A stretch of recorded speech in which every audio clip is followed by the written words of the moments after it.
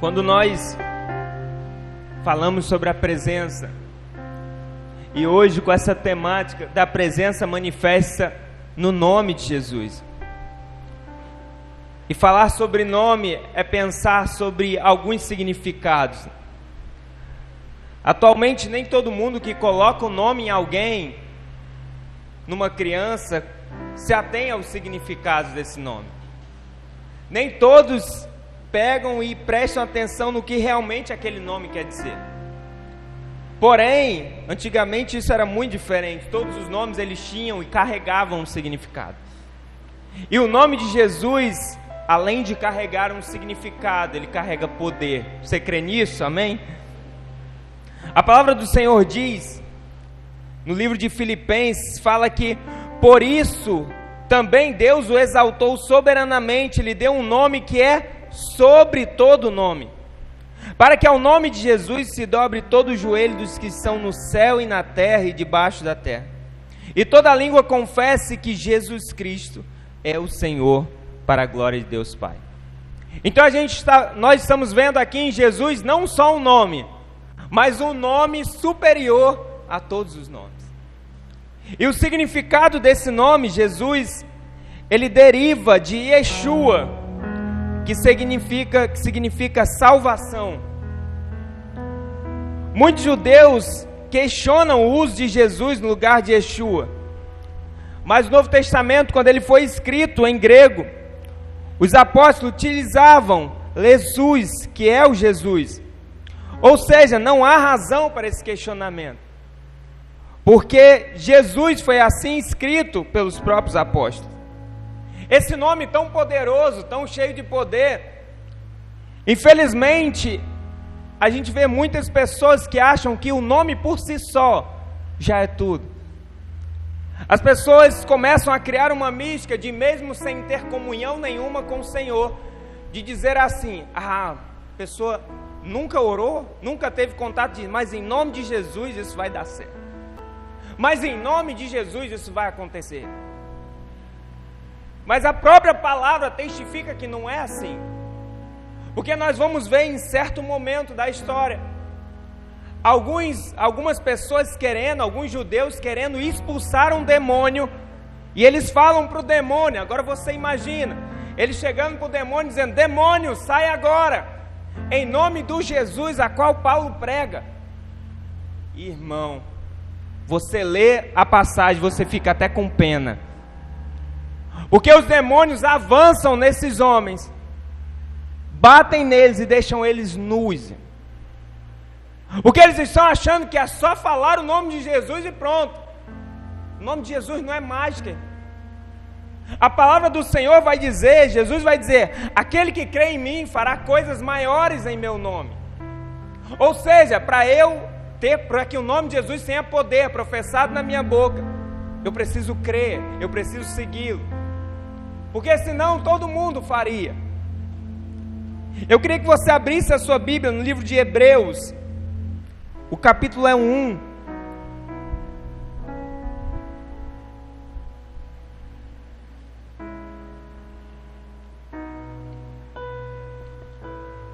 Carta aos Hebreus, capítulo 1.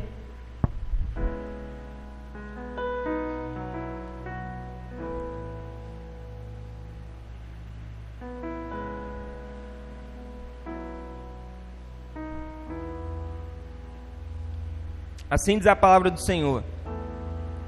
Há muito tempo Deus falou muitas vezes de várias maneiras aos nossos antepassados, por meio dos profetas, mas nesses últimos dias falou-nos por meio do Filho, a quem constituiu o herdeiro de todas as coisas, e por meio de quem fez o universo.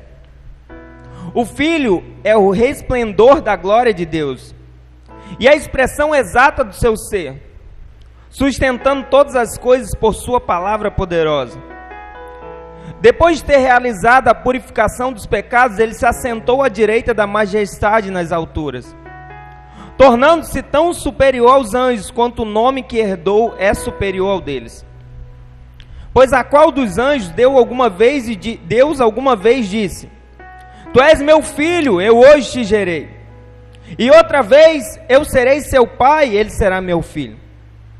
E ainda, quando Deus introduziu o primogênito no mundo, diz: todos os anjos de Deus o adorem.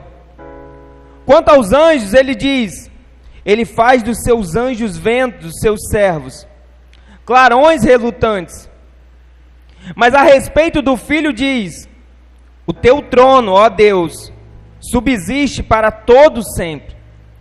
Cetro de equidade é o cetro do teu reino. Só até aqui. A carta aos Hebreus, ela é escrita em um tempo onde o povo, os cristãos, eles estavam sendo perseguidos.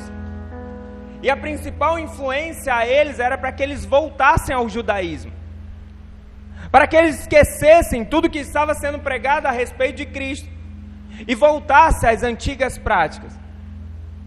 Porém, o autor aos Hebreus, ele vai o tempo todo mostrar que Jesus é superior aos anjos, Jesus é superior à lei, Jesus é superior aos profetas. Então ele vai demonstrar que Jesus é superior a todos que vieram antes. E dentro dessa passagem, eu quero falar com você hoje sobre 3 níveis bíblicos de autoridade do nome de Jesus. E o primeiro nível de autoridade é o nível de profeta. A palavra diz aqui que o Senhor falou de muitas maneiras aos nossos antepassados por meio dos profetas. Mas nesses últimos dias falou-nos por meio do Filho. O que é um profeta? Eu sempre gosto de fazer a explicação falando do que não é. E olha que hoje é fácil identificar o que não é um profeta. Porque o que mais nós vemos é falsos profetas. Você não vê mais profeta vindo com palavras, irmão, com palavras de juízo. Você só vê profetas amaciando o ego das pessoas. E é por isso que mais a mais as pessoas procuram profetas. Afinal, é bom escutar o que o meu ego gosta. É bom escutar aquilo que amacia os meus erros. É bom escutar que é só vitória. É bom escutar que Deus está te tirando de um lugar. É bom escutar tudo isso. Mas os falsos profetas, eles não trazem palavra de juízo. Eu estava vendo nessa semana um homem ministrando. Enquanto ele ministrava, um profeta pediu a palavra. E o profeta diz: eis do altar, eis que te digo, um Feliz Natal para você. Eu falei: Jesus. Pessoas usando o nome de profeta, usando o nome de Deus, para amaciar o ego do ser humano. Falsos profetas. Quando você vai olhar os profetas no Antigo e também no Novo Testamento, eles vinham trazer juízo.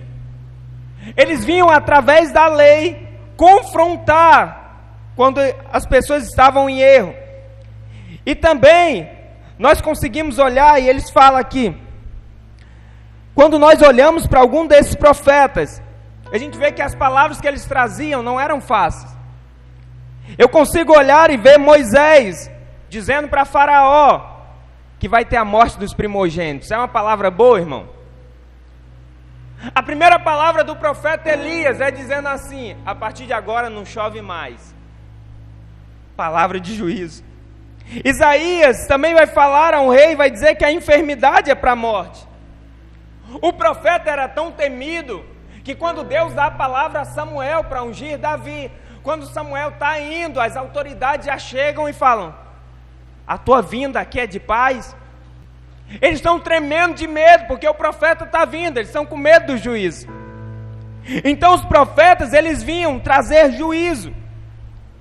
Tem um profeta que aparece também no Novo Testamento, ele é pouco conhecido, o nome dele é Ágapo. Esse profeta, ele tem um encontro com o apóstolo Paulo. E quando ele encontra com o apóstolo Paulo, ele pega um cinto que pertence ao apóstolo Paulo. Ele amarra suas próprias pernas e seus braços, e ele diz: assim os judeus farão com o dono desse cinto. Irmão, a palavra é: apóstolo Paulo, você vai ser preso, você vai sofrer. E todo mundo que está ali em volta tenta impedir o apóstolo Paulo de seguir, afinal, uma profecia de que você vai sofrer, que você vai ser preso. As pessoas que estão à volta não querem que o apóstolo Paulo siga. O apóstolo Paulo, ele fala: por que vocês estão chorando? Estou pronto não apenas para ser amarrado, mas também para morrer em Jerusalém pelo nome do Senhor Jesus. O apóstolo Paulo está falando: eu não temo isso, porque as profecias, elas se conectam. Você que é bom de Bíblia, você vai lembrar que quando Deus fala, quando Jesus fala a Ananias para ir até o apóstolo Paulo, ele fala: vai, porque para mim ele é um vaso escolhido. Mostra para ele o quanto ele sofrerá pelo meu nome. Então o apóstolo Paulo recebeu a palavra lá atrás. Agora com Ágapo ela se confirma: eu vou sofrer pelo nome de Cristo. Isso é profecia. Os profetas também eram aqueles que anunciavam tempos determinados por Deus para realizar a sua vontade. O profeta Jeremias, ele vai dar uma palavra que o cativeiro de Israel vai durar 70 anos. Irmãos, só profecia, acho que você não vai nem mais orar por profecia, que é só profecia de juízo. No texto que acabamos de ler, de Hebreus, diz que assim como Deus falou através dos profetas, Ele falou também através de Jesus. E Jesus é o maior dos profetas. Jesus mesmo, ele se intitula como profeta. Você vai ver que em um certo momento, quando ele vai para Nazaré, as pessoas, elas não estão crendo, elas são incrédulas, afinal é o filho de José que está ali. E Jesus diz: olha, eu te digo que o profeta não tem honra na sua casa. Então Jesus, ele tem um dos níveis de autoridade, é de profeta. E quando nós olhamos para a palavra de Jesus, nós conseguimos ver cada palavra se cumprindo atualmente. Porque a gente testa um profeta como? Se a palavra está se cumprindo. Jesus vai falar em Mateus 24 que haveria falsos profetas. Você vai me ajudando a pregar. A gente tem falsos profetas hoje, sim ou não? Jesus vai falar que nós teríamos nação contra nação. Nós temos guerras hoje, nação contra nação, sim ou não? Jesus vai falar que por multiplicar a iniquidade, o amor de muitos esfriaria. Tem gente com amor frio, sim ou não, irmão? Pessoas fervorosas na graça e no amor do Senhor, e hoje são frias. Pessoas que já viveram o poder do primeiro amor, hoje são frias. Porque se vê multiplicando a iniquidade, se vê multiplicando os erros, e essas pessoas esfriaram. Então tudo que Jesus falou está se cumprindo. Mas tem mais, vamos para a parte boa, né? Que ele não falou só coisa ruim. Ele falou que céus e terra passarão, mas a minha palavra não passará. A palavra dele permanece hoje, irmão? Então a palavra dele não passou. Ele disse que não nos deixaria órfãos. Eu não sei se você é quase um anjo que está aqui, mas esse ano, eu passei por provas. Eu passei por situações difíceis. Às vezes você está aí e fala: pastor, eu nem estou incomodando mais Deus, minha vida está tão boa que eu nem oro mais. Eu falo: vai para o fulano ali que ele precisa mais. Tem gente que está assim, né, irmão? Mas eu sei de uma coisa, que a cada prova, a cada situação, eu tinha uma certeza: Ele não me deixou órfão, eu tenho um pai. A cada situação, a cada dificuldade que aparece, nós olhamos e sabemos: nós temos um Senhor, nós temos um Salvador, nós temos um profeta, mas nós também temos um pai. E esse pai não nos deixa. Ele também vai dizer, a palavra, ele vai falar para o povo para ficarem em Jerusalém, até que do alto sejam revestidos de poder. E no capítulo seguinte de Atos, o que acontece? Aquele povo é revestido de poder. Porém, essa palavra é atual para nós. A descida do Espírito Santo, irmão, nas nossas vidas. Então, é através de permanência. Outra palavra que ele diz é: na casa de meu pai há muitas moradas, e eu vou preparar lugar. essa palavra nos move, de saber que tem um Jesus que está preparando lugar para mim e para você no céu. De entender que a profecia dele não é uma profecia para esse tempo, não é só coisa boa, não. Ele vai dizer, olha, você vai ter aflição aqui na terra, mas tem de bom ânimo. Ele vai dizer tudo isso, mas vai nos deixar uma segurança. Ele está preparando o lugar. E quando a gente tem certeza de que Jesus é o meu maior profeta, eu sei que nenhuma palavra que ele liberou sobre a minha vida voltará vazia. Todas elas no tempo oportuno se cumprirão. Então eu caminho, faço a minha caminhada cristã com uma certeza. Eu tenho um profeta na minha vida. E esse profeta é maior que Elias, é maior que Moisés, é maior que Isaías. Afinal, todos esses profetas apontavam para ele. Jesus também é sacerdote. Você manteve a sua Bíblia aberta, você vai no versículo 3. O Filho é o resplendor da glória de Deus e a expressão exata do seu ser, sustentando todas as coisas por sua palavra poderosa. Depois de ter realizado a purificação dos pecados, ele se assentou à direita da majestade nas alturas, tornando-se tão superior aos anjos, quanto o nome que herdou é superior a eles. Segundo nível de autoridade, sacerdote. Repete comigo, sacerdote. Sacerdote era aquele que representava o povo diante de Deus. Ele era o elo de ligação que unia os homens a Deus.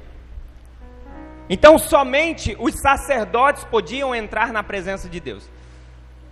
Então o sacerdote, ele oferecia sacrifício para que Deus perdoasse o pecado das pessoas. Esse era o papel do sacerdote. Então naquela época não se tinha acesso à presença do Senhor. Apenas o sacerdote assim o tinha. E por que Jesus, pastor, ele é o nosso sacerdote? Porque se naquela época eles ofereciam um sacrifício em favor dos pecados, Jesus, como sacerdote perfeito, ele se ofereceu como sacrifício pelo meu e pelo seu pecado. Então ele se oferece como sacrifício. A palavra diz que em João 1:29, no dia seguinte, João viu Jesus que vinha para ele e disse: eis o Cordeiro de Deus que tira o pecado do mundo. Hebreus 6:20 fala, onde Jesus, nosso precursor, entrou por nós feito eternamente sumo sacerdote, segundo a ordem de Melquisedeque.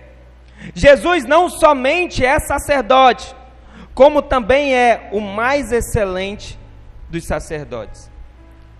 Jesus, ele, naquela cruz do Calvário, ele se ofereceu como sacrifício por mim e por você, para que todo o peso do pecado, para que tudo aquilo que nos afastava dele, agora não afastasse mais.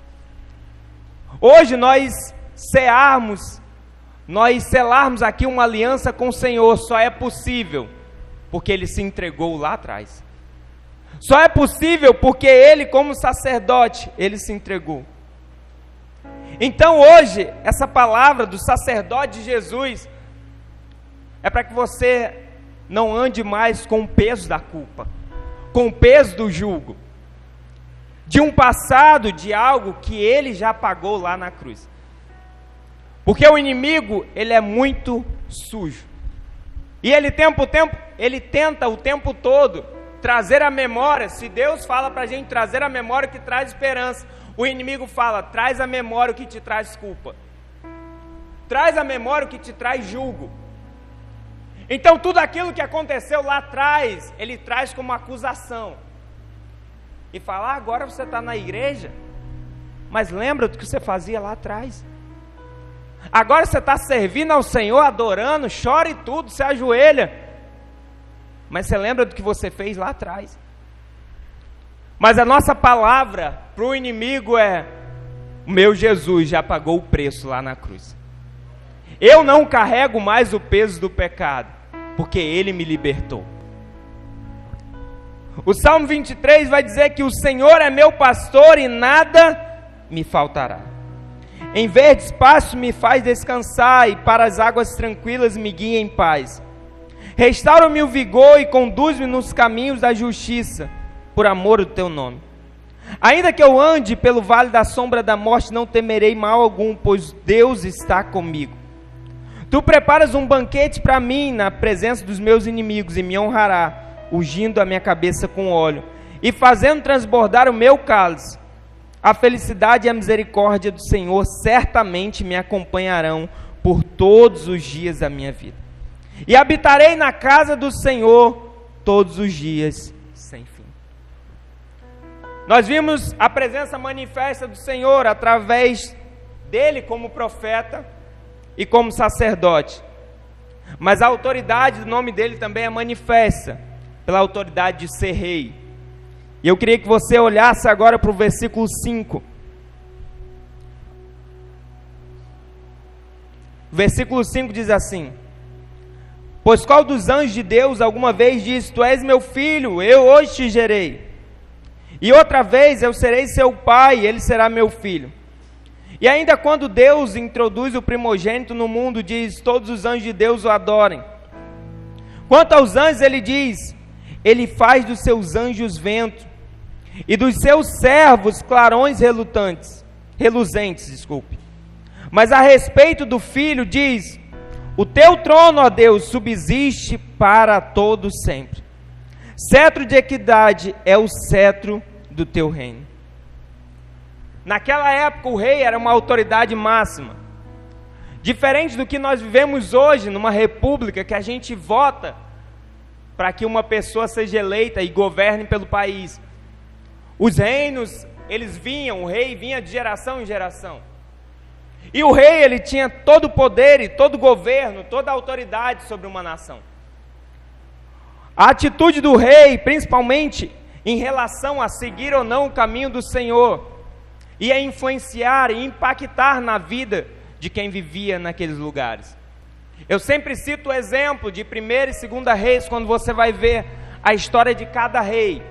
Você vai ver que alguns faziam o que o Senhor se agradava, e outros faziam o que desagradava ao Senhor.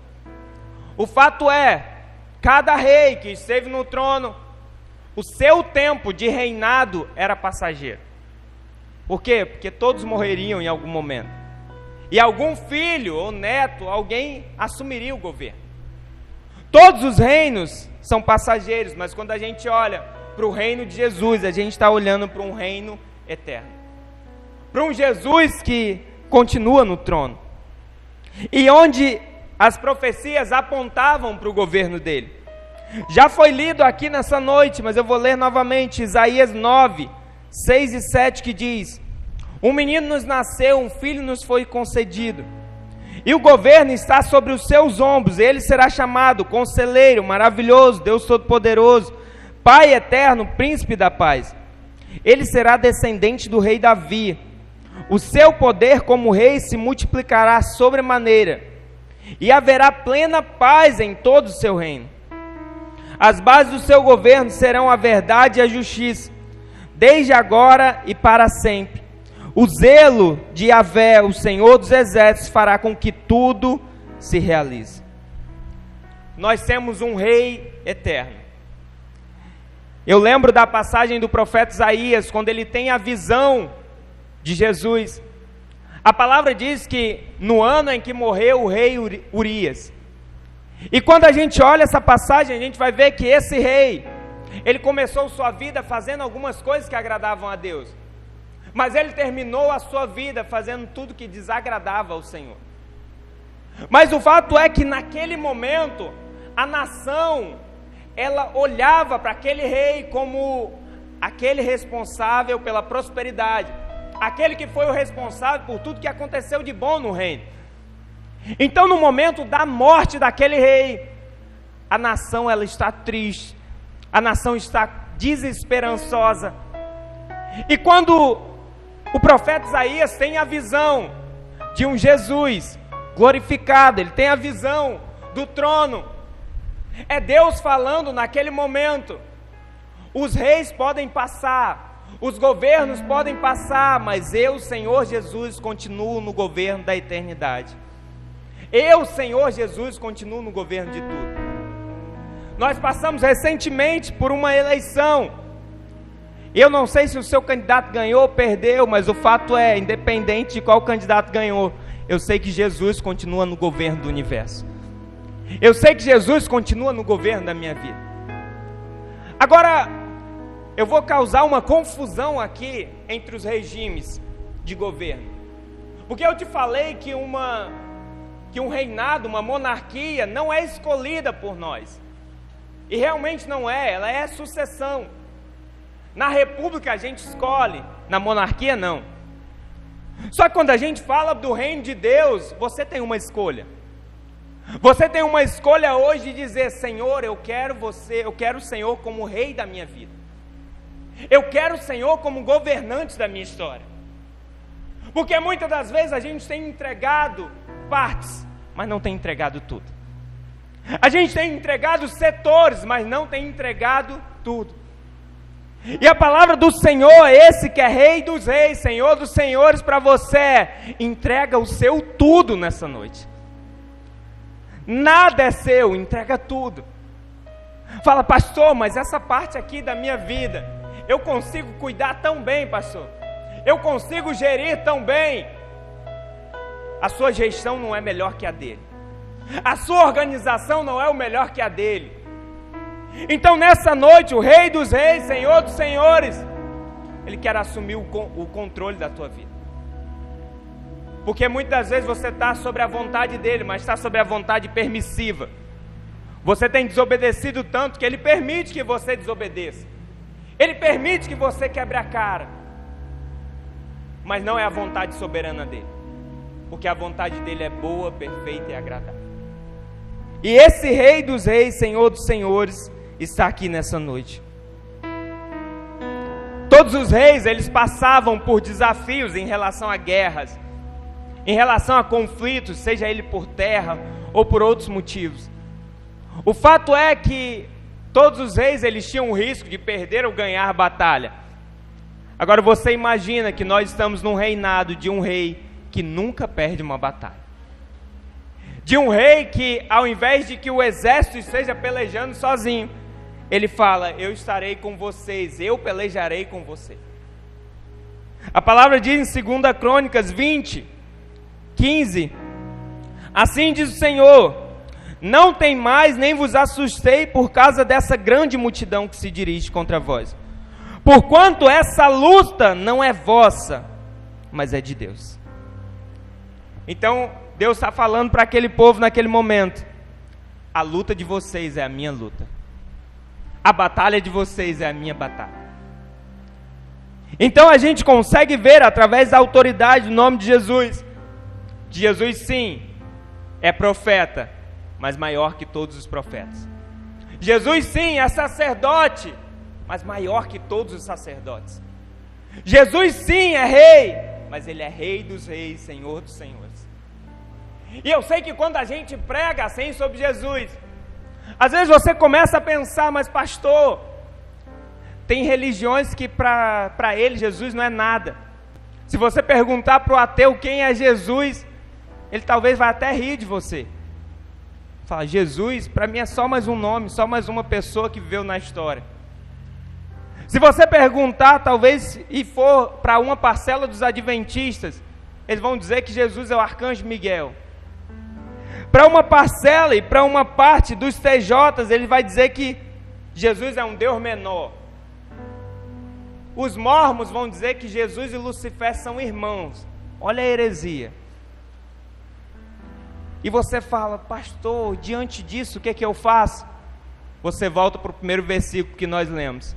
Independente se você crê ou não em Jesus, a palavra diz que diante do nome dele, todo joelho se dobrará e toda língua confessará que Jesus Cristo é o Senhor.